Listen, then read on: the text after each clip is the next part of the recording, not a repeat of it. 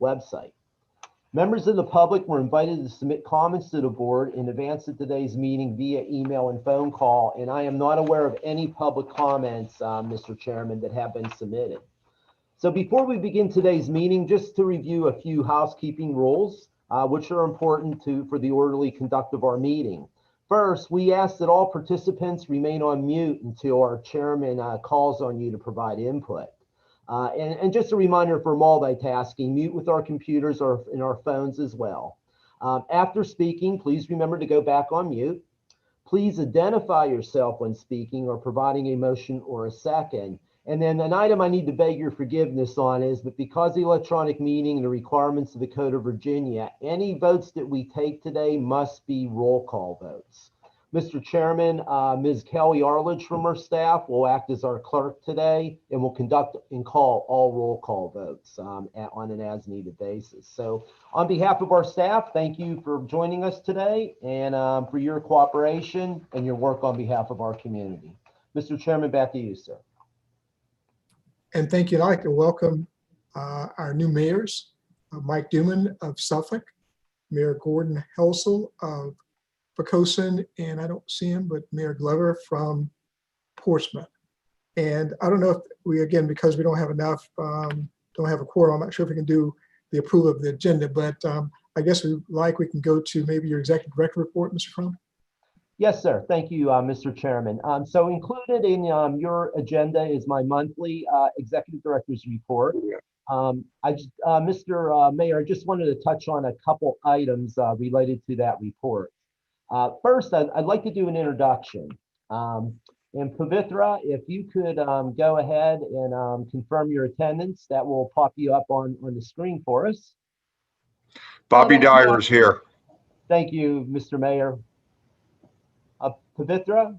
Yeah, I'm here, Bob. I just don't know my camera as well. Fantastic. Well, HRTPO board members, you've heard me discuss this in executive director reports and elsewhere in writing, but I want to take the chance to introduce our new deputy executive director for our transportation program, Dr. Pavithra Parthasarathi.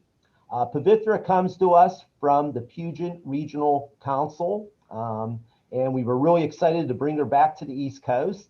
She had a tenure here at the HRTPO for a few years, about 7 or 8 years ago, and did some exceptional work working out with the Puget Regional Council, and really excited to bring Pavithra on board and to lead our transportation program. So Pavithra, why don't I just give you a couple seconds to introduce yourself to our board. Thank you, Bob, and thank you all for this virtual welcome. Hopefully sometime in the future I'll be able to see all of you in person, but really appreciate the opportunity to be here and look forward to working with all of you. So thank you very much. Very good. Thanks, Pavithra. Board members, please don't hesitate to reach out to Pavithra.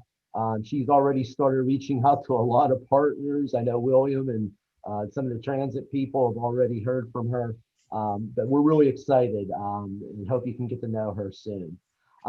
The second item I wanted to mention in my report is we held our second regional transit advisory panel meeting this past Friday. Many of you will recall that as part of the changes to the Code of Virginia, they created a new regional transit fund for the HRT system, that the Code of Virginia also required this board to appoint an RTAP, and Regional Transit Advisory Panel, to provide input on a vision for an interconnected regional transit and multimodal system for Hampton roads, including not only HRT eventually, but WADA and the Suffolk Transit System.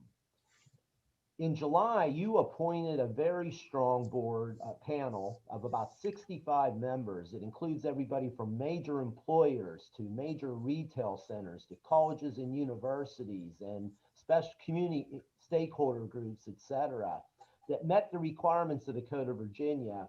And we have held 2 meetings of this RTAP, the second of which was this past Friday. At both meetings, we had over 60 representatives there. I really want to thank William Harrell from HRT. I want to thank Zach Trogdon from WADA. I want to thank LJ Hanson from the city of Suffolk, all transit providers who have been great participants in these meetings. And I got to tell you, and William, I'm probably going to call on you in a second just to ask if you could share your perspectives, but I have never seen such an engaged group related to transit matters in our region. And we are really excited, and we are setting up a framework for this panel to be able to provide some ideas and advice to not only the TPO board, but most importantly, share some ideas with HRT and WADA and Suffolk Transit as we move forward. Mr. Chairman, if it's okay with you, I might ask if any of our transit providers have any comments in that regard. That is fine.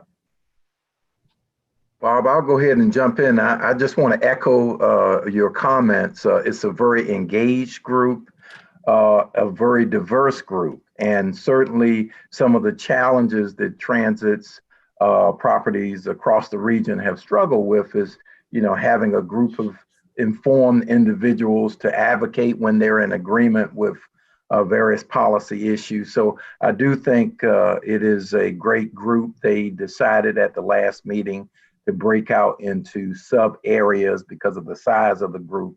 And I think that'll be helpful in terms of capturing specific recommendations to bring forward. So Bob, I want to thank you and certainly the fellow transit providers. There's a lot of cooperation going on, and I think the region will only benefit from an improved transit system. Thank you. Mr. Chairman, I might ask if Zach Trogdon from WADA, I'm not certain if he was able to sign on, or LJ Hansen from Suffolk had anything to add to that. Hey, Bob, this is Zach with WADA. Yes, sir. And yeah, I would echo what William said. We have found out we are experiencing a lot of the same challenges, and so we look forward to working on them together. And TPO has been a fantastic partner in that as well. So we're working well together, and we look forward to that only improving as we move forward. So thank you again. Thank you, Zach. And LJ, I don't know if you were able to join us today or not, sir. So LJ Hansen from Suffolk Transit has been very engaged as well, and I want to thank him for that. So Mr. Chairman, that concludes my report for today. I've been notified by staff that we do in fact have a quorum. Sir, I would recommend that we move towards approval of the agenda, and we can use approval of agenda and that roll call vote to count as our to determine presence of a quorum as well, sir. I was thinking the same, and I appreciate that. We're going to ask for a motion and a second to approve the agenda as presented. William Harrell, so moved. Second, William McCarty. Any questions or discussion? I'd like to ask Ms. Arledge to do the roll call vote, please. City of Chesapeake, Mayor West. Aye. Franklin, Mayor Rabel. Aye. Gloucester, Mr. Bazzani. Hampton, Mayor Tuck. Aye. Isle of Wight, Mr. McCarty. Aye. James City, Mr. Eisenhower. Aye. Newport News, Mayor Price. Aye. Norfolk, Mayor Alexander. Poquoson, Mayor Helsel. Aye. Portsmouth, Mayor Glover. Southampton, Mr. Gillette. Suffolk, Mayor Duman. Virginia Beach, Mayor Dyer. Aye. Williamsburg, Mayor Pons. Aye. York County, Mr. Shepherd.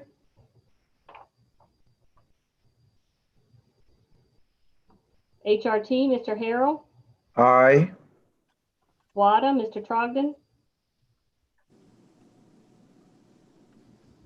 VDOT, Mr. Hall. Aye. VDOT is aye. Aye for WADA. DRPT, Ms. DeBrule. Aye. Virginia Port Authority, Ms. Vick. General Assembly members, Senator Locke.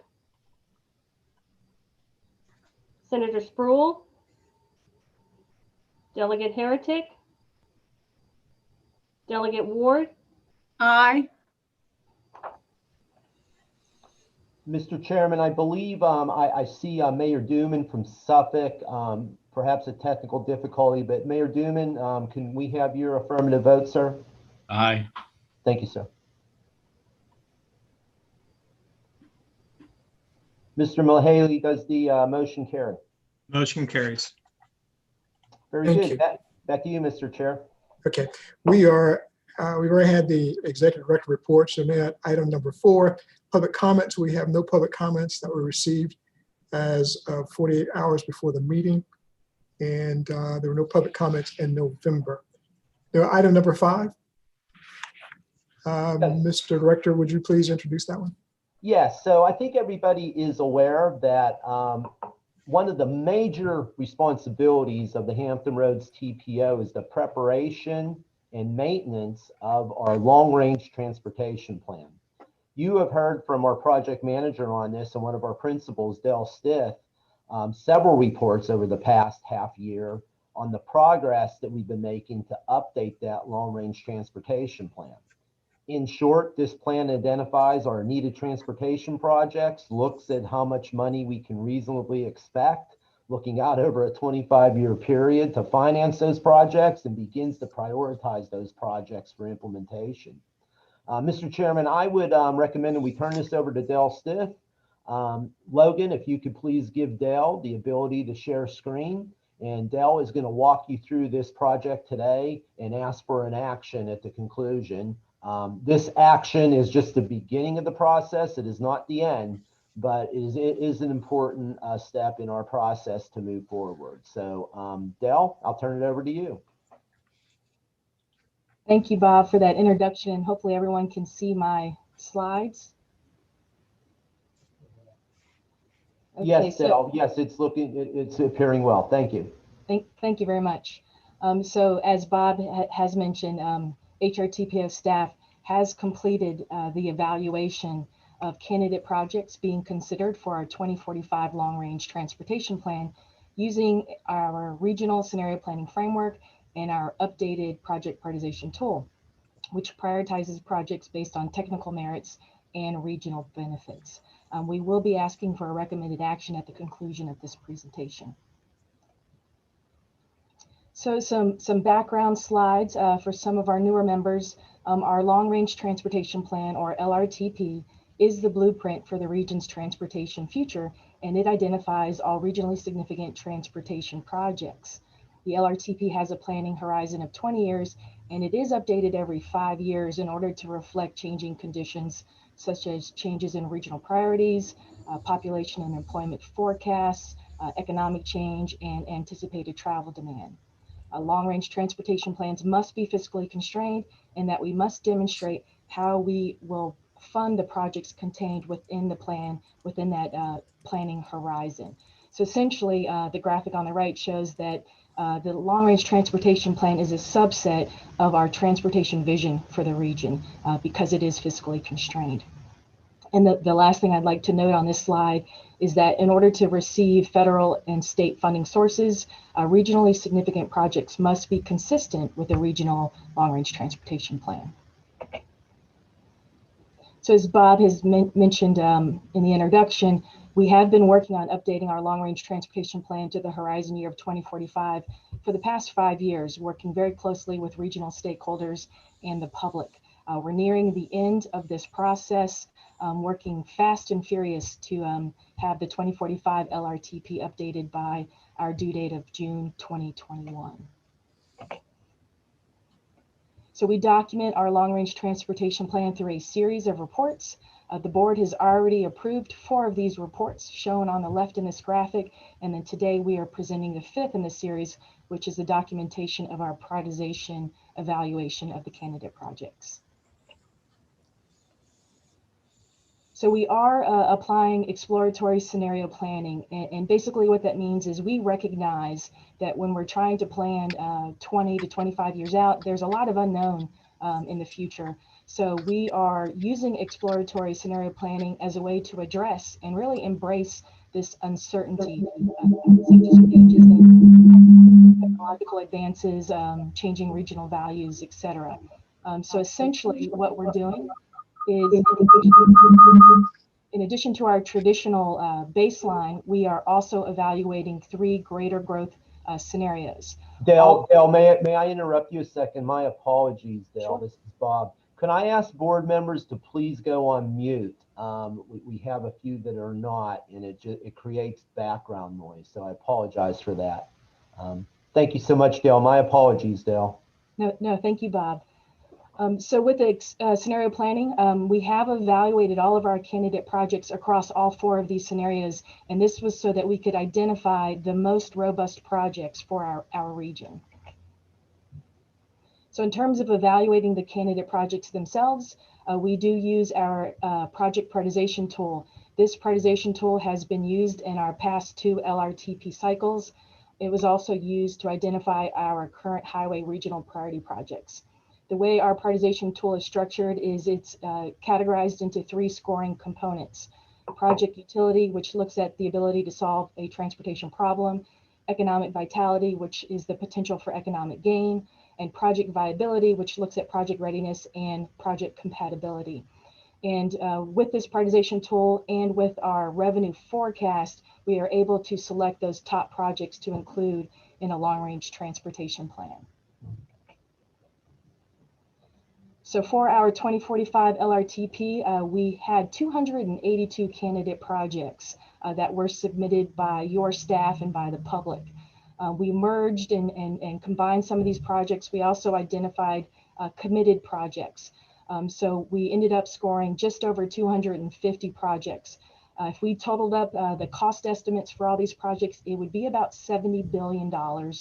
And you know, history tells me that we will not have $70 billion to constrain these projects. So the prioritization tool is essential in helping us trim down and select those top projects to actually fiscally constrain for the plan. So in terms of evaluating these projects, it requires a lot of data, again, a lot of stakeholder coordination with your technical staff. We've coordinated also with VDOT and other stakeholders in order to produce the project prioritization scores.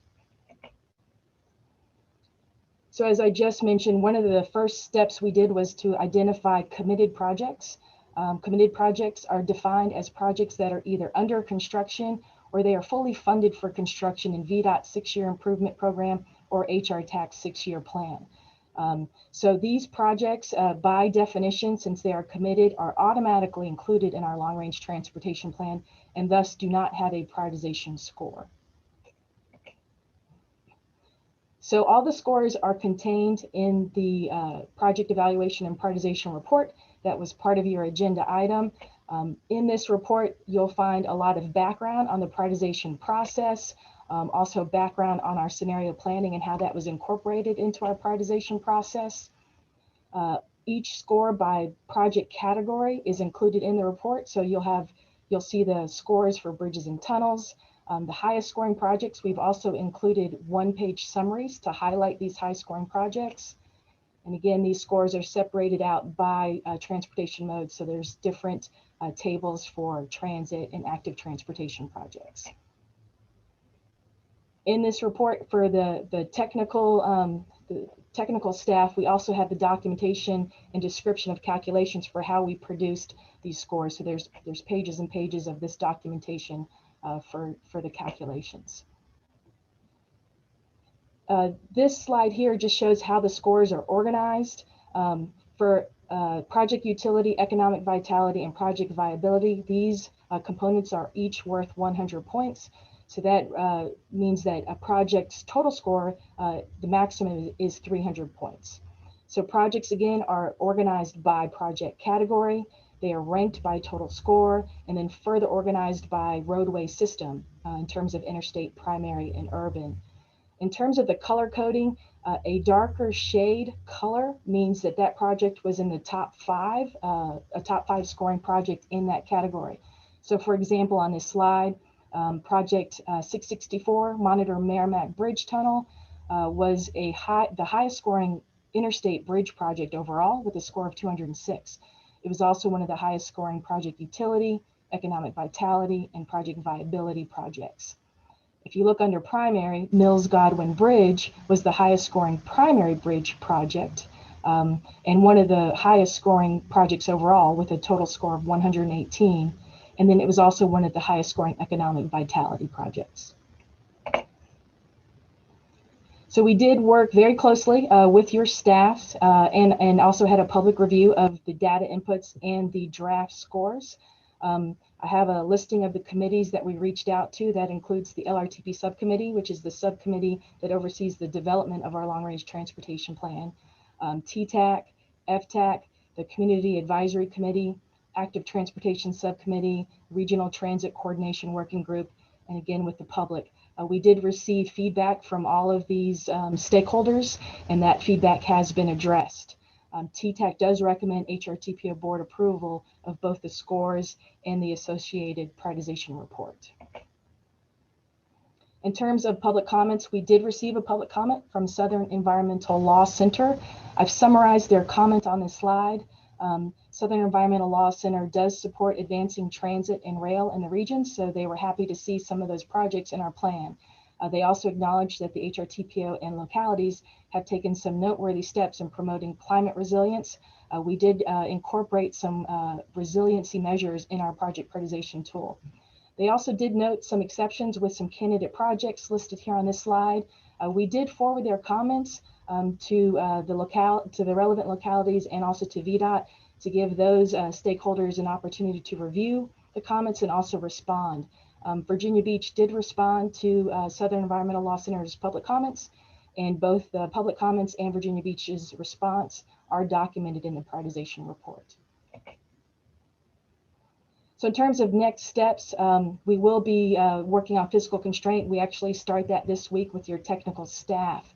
Again, fiscal constraint, we will be identifying those candidate projects that we can include in the 2045 long-range transportation plan, focusing on using the scores and on the revenue forecast for our region. I'd like to note that just because a project has a high score, it does not mean that it can necessarily be fiscally constrained in our plan. We have to factor in regional benefits against the cost of the projects, and we do have some very expensive projects that are in the plan. You can see in this table, this is the revenue forecast that we received from VDOT and HRTAC for our region for the 2021-2045 time period. We're estimating to receive almost 29 billion for the region. We do have to remove maintenance, administrative fees, debt service, and financing expenses off the top. This is almost 60% that we have to remove for these obligations. So that leaves us a smaller set that we can actually put towards construction projects. As I'd stated earlier, we do also have to reflect the committed projects, projects that are already under construction or soon will begin construction. So that essentially leaves us just over 7 billion for additional capacity in the transportation system. In terms of looking ahead for action items, we're going to be asking today to approve the prioritization scores, and then starting this week, working with your staffs on fiscal constraint and developing that funding plan for the long-range transportation plan. We anticipate coming back to you in the next month or two to approve that funding plan. Then we will initiate conformity and ultimately have an approved and adopted 2045 LRTP. Again, we're aiming for that June 2021 deadline. So the recommended action today is to approve the 2045 long-range transportation plan project prioritization scores and the associated prioritization report, with the understanding that the final selection of projects to be included in the fiscally constrained plan will be based on a combination of these scores and available financial resources. So that concludes my formal presentation. I'd be happy to take any questions. Any questions from the members of the HRTPO? Mr. Chairman, this is Bob Crum, if I may. Yes. Mr. Chairman, HRTPO board members, first off, Dale, thank you so much for the presentation, but most importantly, what I want to stress is the hard work and extra hours that Dale and her team have put in.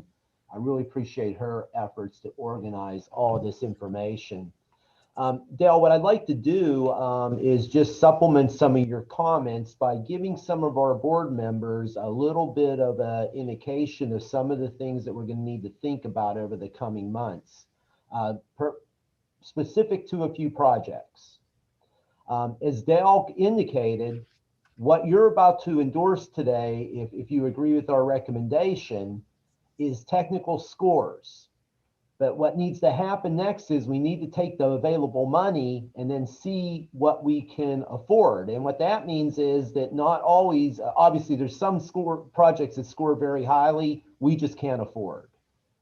But this is what we will say that appears that I sort of like to sit the table for discussion that we will really get into in more detail next month. First off, even though phase 2 of high-rise bridge ranks very highly, we believe that, well, two things we know. Phase 2 of high-rise bridge is very, very expensive. And if we were to build phase 2 of high-rise bridge, we wouldn't be able to do a whole lot more. The good news is phase 1 of high-rise bridge gives us 6 lanes through that stretch. And it also gives us 4 lanes in each direction because we can shoulder run during peak period traffic. We believe that one of the careful things you'll need to consider is that it looks like phase 1 of high-rise bridge is going to be a good investment that will do us out to the year 2045. So that's one thing we wanted to mention. The other area that's scoring well is continuing improvements from Bowers Hill north along 664 to College. And continuing to go that loop towards Monitor Merrimack, that's beginning to score very well, and we wanted to bring that up for you. Virginia Beach, Mayor Dyer, Mr. Dehaney, and this probably won't surprise you, but your Independence interchange is scoring well and comes in at a fairly reasonable project cost when considering the broader implications. Obviously, that 264-64 interchange, future phases are things you'll need to think about. Mayor Price, as we jump over the peninsula, we also want to bring to your attention that the interchange that you've worked so hard on is also scoring very well in our analysis. So those are just some items that I wanted to bring to your attention. And it's not that when you endorse this today, you're not approving those projects to proceed. But I just want to give a little bit of context to some of the conversations that we're going to need to be having over the next month or two as we move forward to this. So, Mr. Chairman, thank you for that. And I'll go back to you to see if there's any questions. And thank you. Are any questions from the members of the board? Yeah, Mr. Chairman, it's Tom Shepard. Yes. Okay. The question I have and the general concept of this is that it's pretty complicated, and we understand all the tremendous work that's gone on over the years and to make this thing work.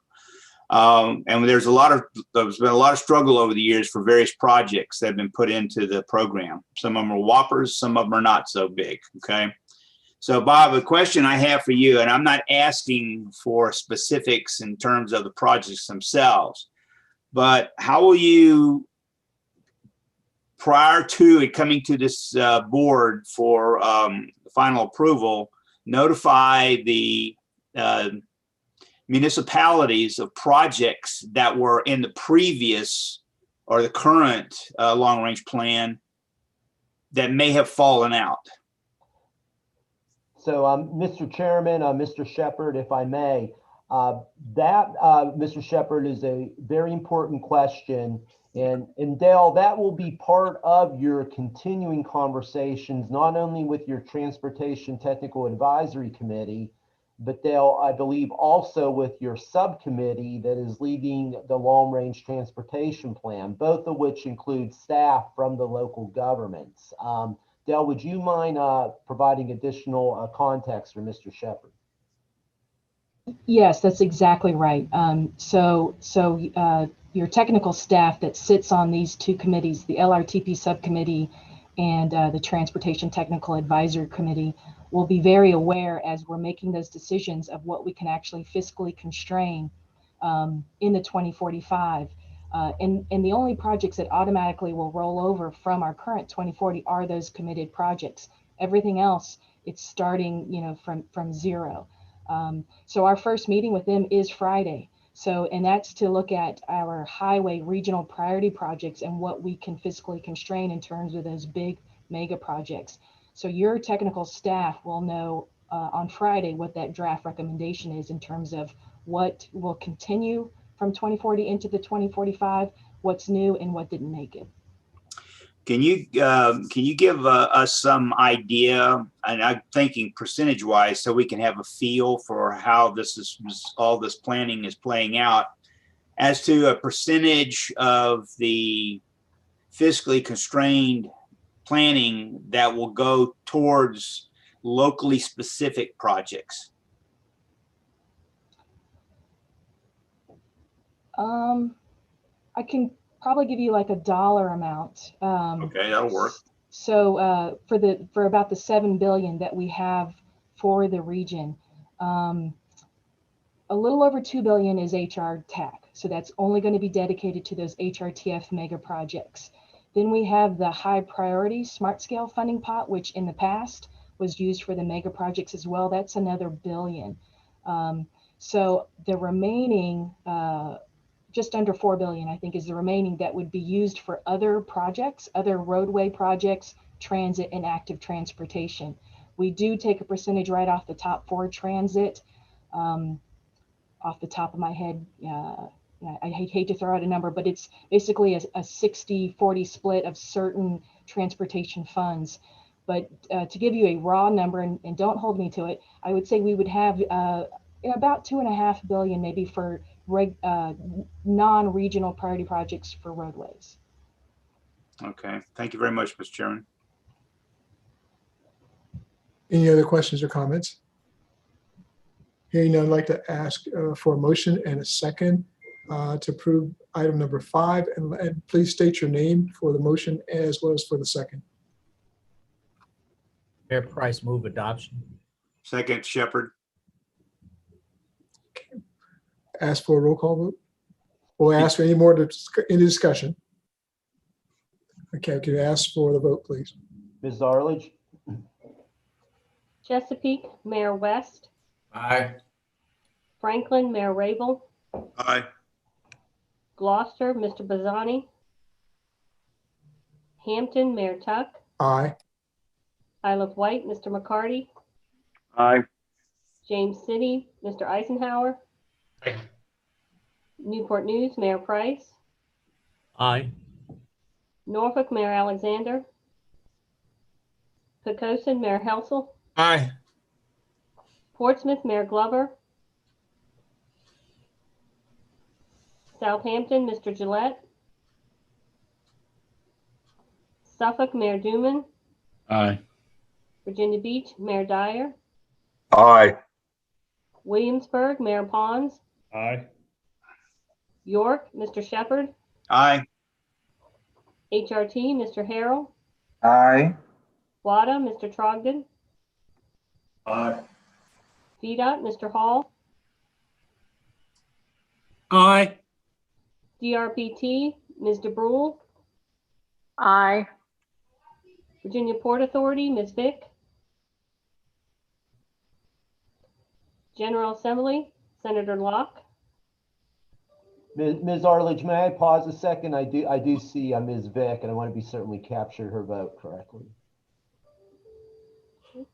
Sorry, I said aye. If it wasn't clear, I apologize. Thank you, Kathy. Sorry. Excuse me, Kelly. This is Deborah Bryan, and somehow my picture is showing under Mayor Glover, and I've been let in as a panelist, but that's not me. We'll fix it, Ms. Bryan. Okay, thank you. Thank you. Back to the General Assembly members. Senator Locke. Senator Spruill. Delegate Heretic. Delegate Ward. Aye. That concludes the roll call vote. Mr. Bahaley, does the motion carry? The motion carries. Thank you, sir. Back to you, Mr. Chairman. Brings us to item number 6. Yes, thank you, Mr. Chairman. Each year, a report that we do, and I like all of our reports, but one of my favorites is the State of Transportation report, because what it really does is give us an opportunity to sit back and see how transportation trends in our region are comparing with other parts of the country. Keith Nichols, one of our principal engineers here, has been the author of this report for some time now. And Mr. Chairman, I think this year is particularly of interest related to COVID impacts on movements and travel within our region. So, Mr. Chairman, we have for the TPO's receipt today a presentation by Mr. Nichols. We will be asking for authorization to publish and release this report today, sir. So, Keith, we'll turn it over to you. Great, thank you very much, and good morning, everybody. As was mentioned today, I'll be presenting the State of Transportation in Hampton Roads 2020 update. So we produce this report on an annual basis. It includes information on all facets of our Hampton Roads transportation system. And you can see the list here, but I mean, it's everything from air travel to the ports, to Amtrak, to many aspects of our roadway system, to funding, to like I said, basically anything we can get data on, we include in this report. We look at the trends over the last 10 years, and we also look in many areas to see how we compare to other large metropolitan areas throughout the country in this report. Now, the report format that we use this year is very similar to the format we've used in past years, except for one big change, as was mentioned, and that's as part of this report, we looked at the impacts of COVID-19 on our regional transportation system. So for most of the rest of this presentation, I'll actually go over all the details that we included in the report in terms of the impacts of COVID-19 on our transportation system. So the first section I want to look at here is one of the hardest hit sectors, unfortunately, which is air travel. And the format I'm showing on the slide is very similar to what you'll see throughout the report. So if you look at the top right, this is just showing what the change over the last decade was in each of these areas. So for example, for air travel, you can see that we had a dip over the last decade, and then moving forward to 2019, we're getting pretty close to the passenger levels we saw here around 2010 at the start of the decade. For the chart you see on the left, that'll show how the COVID-19 has impacted that mode of transportation on a monthly basis within our region. So for Hampton Roads here, the pink lines you'll see on these charts represents the monthly numbers we saw in 2019, and the darker red you'll see represents what we're seeing here in 2020 with the impacts of COVID. And then the chart you'll see on the right, whenever that data is available, is we compare Hampton Roads and the changes on a monthly basis from 2019 to 2020 to what we see nationwide. So the darker reds will be the Hampton Roads changes, and then the lighter pink will be the changes we're seeing nationwide. So with all that said here, going back to the passenger levels we're seeing at the airports in Hampton Roads, as I mentioned, it's one of the hardest hit sectors we've seen in all of transportation.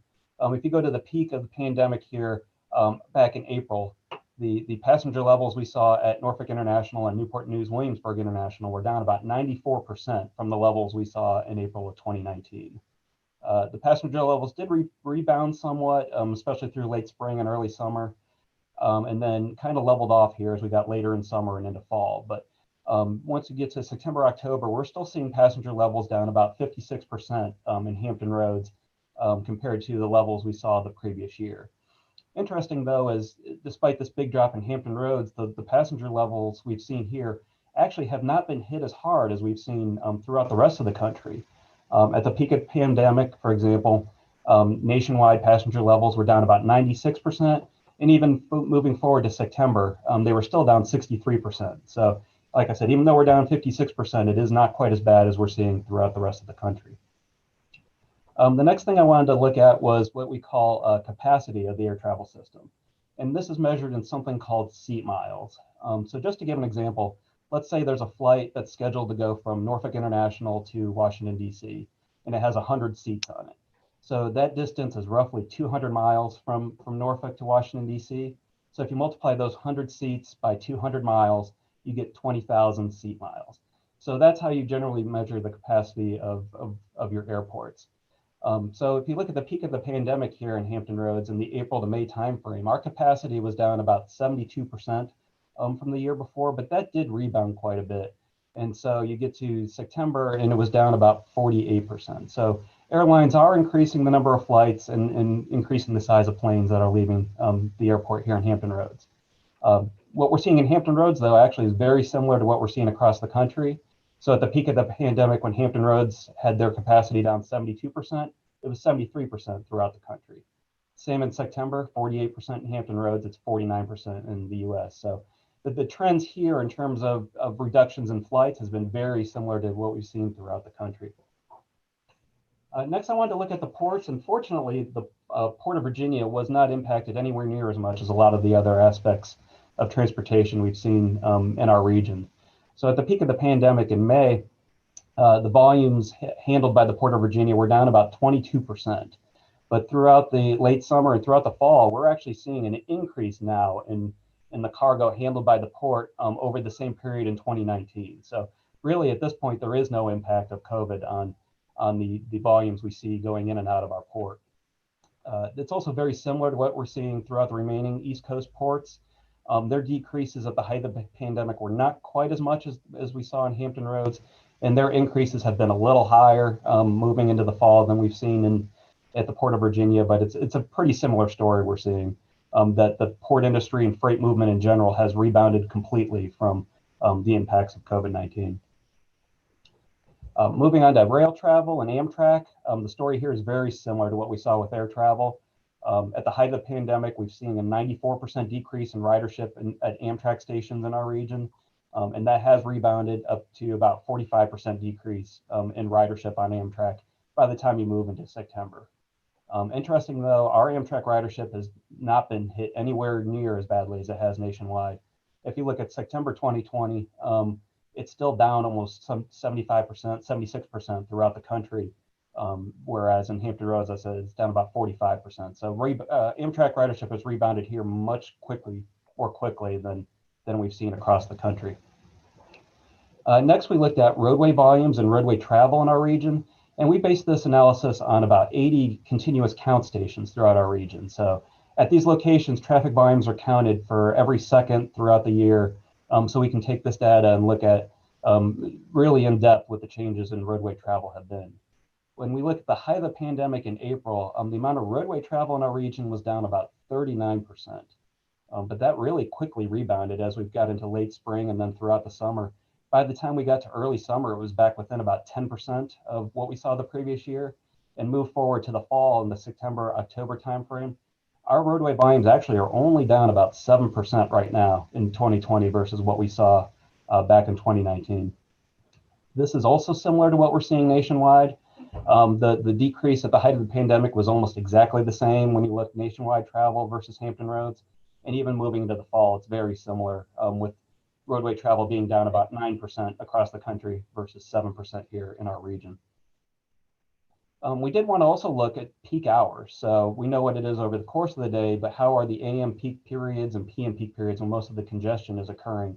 How are those impacted?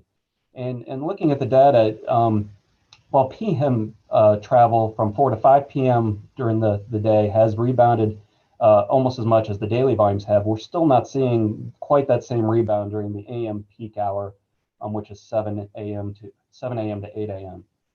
If you go to the peak of the pandemic in April, the AM peak hour volumes were down about 42% and the PM were down about 37%. So that's very close to what we saw with the total daily number being down 39%. Fast forward to the fall in October though, our AM peak hour volumes are still down almost 20%. Whereas the PM ones are only down 8%, much more similar to that daily number. So we're not seeing those peak commuter volumes in the morning rebounding as much, with people still remaining at home for their jobs. We also looked at congestion, and we used a measure for this called the travel time index. So to explain what that is, if you have a normal drive that takes say 10 minutes during the overnight uncongested conditions, but during the peak period, that same trip takes you 20 minutes, then we measure the travel time index, which is that 20-minute congested trip divided by that 10-minute uncongested trip, and you would have a travel time index at 2.0. So basically, the long story short is the higher that your travel time index number is, the more congested that your trip is. So looking at the AM, very interesting to note here on the red line in 2020 that we had a freeway travel time index averaged across the region of about 0.93. So if you have 1.0, you have a completely uncongested trip. So if you're at 0.93, what that's telling you is people are driving faster now during the AM peak periods than they are during overnight periods. So not only is it an uncongested trip, but people are, for lack of a better word, taking advantage of this and driving much faster than they would otherwise. So definitely interesting to see this on the data, how that's been impacted. As we move toward the fall, congestion did pick up a little bit more. During the AM peak period, the travel time index is right around 1, so still no real congestion that we're seeing in the morning peak periods. If you go to the PM peak periods, however, and you get into the September-October timeframe, you see we have travel time indices of about 1.21, 1.22. This is still lower than we saw in 2019, but it is increasing. We are seeing congestion return to the PM peak periods, and probably before much longer, we would expect it to match pretty closely to what we saw pre-COVID. We also looked at what's called travel time reliability. So that is not how congested your trip is, but how reliable is it? Is it always congested, or is it sometimes congested and sometimes not? So when you look on the left at the AM peak freeway planning time index, when you see it here during the pandemic right around 1.0, that means you have a completely reliable trip. If you have a 20-minute trip, you can expect it to take 20 minutes. You'll probably get there on time. However, as you move toward the fall, especially with the PM, the reliability of the transportation system is starting to match what we saw in the previous year and becoming much more unreliable. And in fact, if you look in the PM in October, it's very close in terms of the planning time index. So it's almost as unreliable now as it was pre-pandemic back in 2019. The next thing we looked at was roadway safety. Unfortunately, this isn't really good news that we see here. We did see big increases in the number of crashes and injuries at the height of the pandemic, 45% decrease in crashes and a 47% decrease in injuries, which is really great news. And that actually outpaced the decrease in roadway travel that we saw. But you go through the summer and into the fall, and unfortunately now we're actually seeing increases in crashes and injuries. September 2020 had 9% more crashes and 6% more injuries in Hampton roads than we saw in 2019. And as I mentioned, our roadway travel levels are rebounding, but they still haven't matched the numbers that we saw in 2019. So despite still having a little bit lower roadway travel levels, we are seeing increases, unfortunately, in crashes and injuries. And when we look at fatalities, the story is even worse. We saw increases since the height of the pandemic each month in the number of fatalities. Fast forward to September, and we saw 16 fatalities on the roadways in our region compared to 9 in 2019. So that's 78% more fatalities in September 2020 versus 2019. As I showed you, based on the congestion data, a lot of this is based on higher speeds. People are traveling faster, and that leads to more fatalities, unfortunately. This is, while it's really high in Hampton roads, it's not unique. They're seeing the same thing happening across the country. Fatalities are up 15% in 2020 versus 2019 in September. So this issue that we're seeing here is happening across the country, and unfortunately will likely continue as long as these speeds remain as high as they are. We also looked at active transportation use, so that's bicycling and pedestrians. And Streetlight Data produces a chart here that looks at the total bicycle miles traveled in a region. It's an estimate they do based on probe data that they receive. So their analysis of May 2020 versus May 2019 had Virginia Beach with an increase in bicycle miles traveled in our region of about 20 to 49%. So pretty big increase in usage of bicycles in our region. Very comparable to what's seen across the country, as you can see on this map, but it's definitely good news to see more people getting outside and exercising like that. We also have a counter on the Virginia Capitol Trail up in James City County, so we can count the number of people that are walking or bicycling on that section of the trail. We've seen huge increases on the Virginia Capitol Trail as well. Unfortunately, we had some bad data in August and September, so we weren't able to use that. But if you look throughout the early months of the pandemic and the late spring and early summer, you can see that we had big increases on the Capitol Trail. I think it's about 70% increase in users that we saw throughout the late spring and early summer months. And if you go up to November, the increase was over 140% usage of the Capitol Trail. So it's like I said, it's good to see people getting outside as the pandemic continues and using these facilities that we've built in our region. The last thing I wanted to go over today was public transportation use. Similar to air travel and rail travel, we have seen big decreases in the amount of public transportation use in our region. At the height of the pandemic in Hampton roads, if you look at HRT and WADA and Suffolk Transit's ridership, we were down about 67% in April 2020 versus April 2019. We have seen a rebound though, somewhat. in public transportation use. And the most recent data we have from September, it's down about 44%. So it's still down quite a bit. But if you compare that to the nationwide numbers, we're doing pretty well with public transportation use in our region.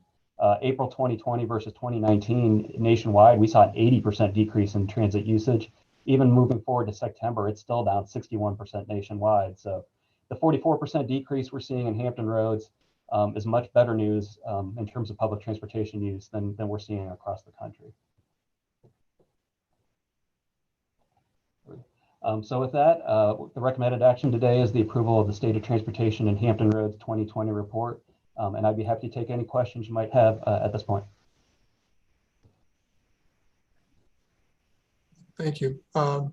Mr. Crum, do you have any comments you want to add or any notations? Yes, sir. Thank you, Mr. Chairman. So I've been receiving a couple of questions from board members about whether this report will be available. And I want to thank everybody for that question. So the answer is yes. If the TPO board takes action today to approve the release of the report, Keith will be working with our team to post a link on our website. We will circulate that link to all of our board members, and that will allow you to get access to this report and the various information. So, Mr. Chairman, I just wanted to add that, and I'll turn it back over to you to see what comments or questions there might be from board members. Any comments or questions from board members? The chair, this is William Harrell. I would move for approval of the report. A second? William McCarty, second. Okay, any discussion? I'd ask roll call vote, please. Mr. Nichols, can you stop sharing screen, please? Thank you. Ms. Arledge, can you go ahead and call the roll call, please? Just one comment, if I could. With the increase in speeding and the statistics that we have and the increase in death rate, are we doing anything, sending this information to our state police to see if there's something that can be done to monitor that? I mean, that's not a trend we'd like to see continue. I'll speak to that pretty quickly. The state is very aware of the situation. It's a statewide issue. It's not just a Hampton Roads issue, and VDOT has been working on methods to help with that, and the state police as well. So they're definitely they're definitely knowledgeable in the situation that's happening here.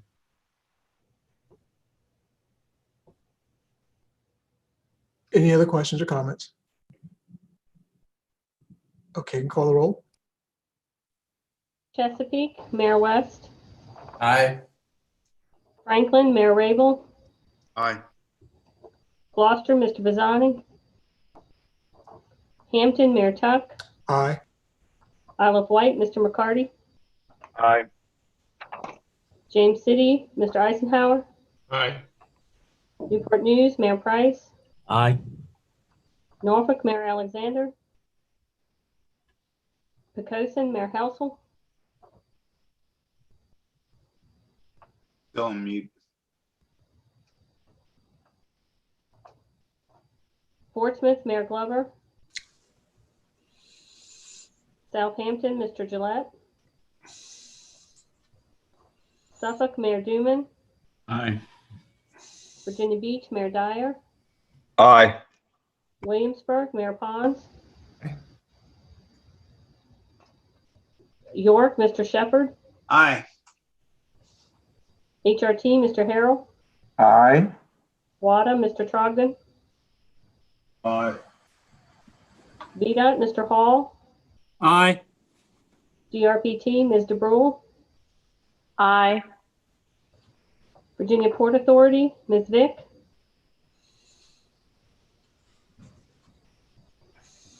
General Assembly, Senator Locke. Senator Spruill. Delegate Heretic. Delegate Ward. That concludes the roll call vote.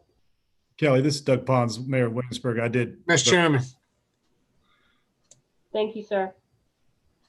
Mr. Chairman. Yes.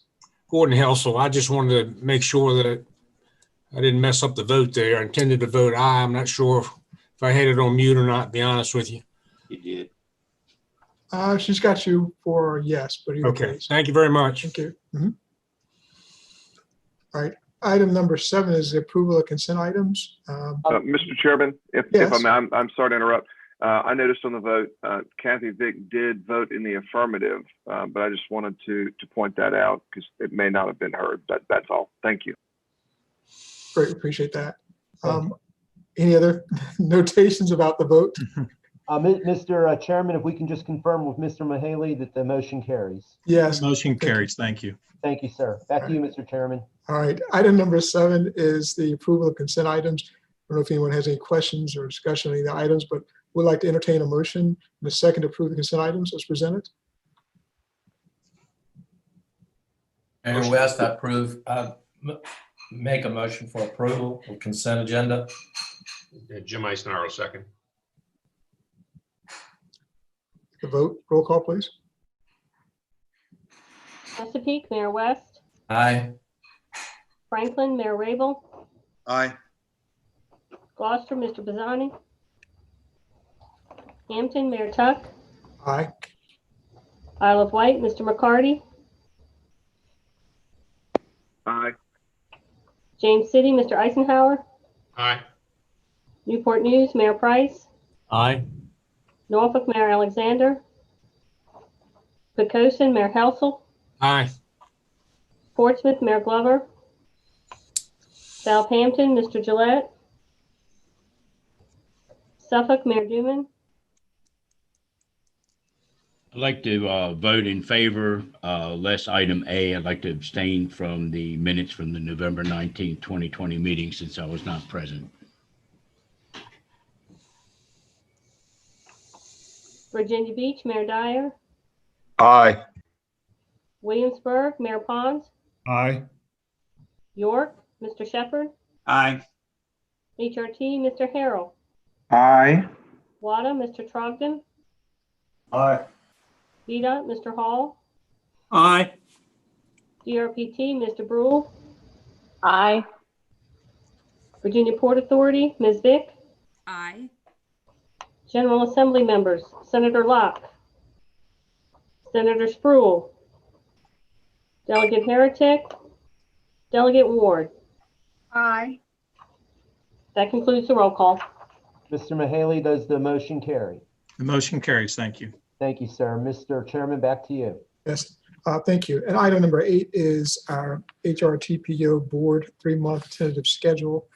No action required on that. Number 9 is the minutes from the HRTPO advisory committee meetings. Item number 10 is an FYI. Item number 11, old and new business. Any old business? Any new business? I want to thank Delegate Ward for her participation. Realize that she has a very, very busy schedule in the General Assembly. So thank you for being with us today.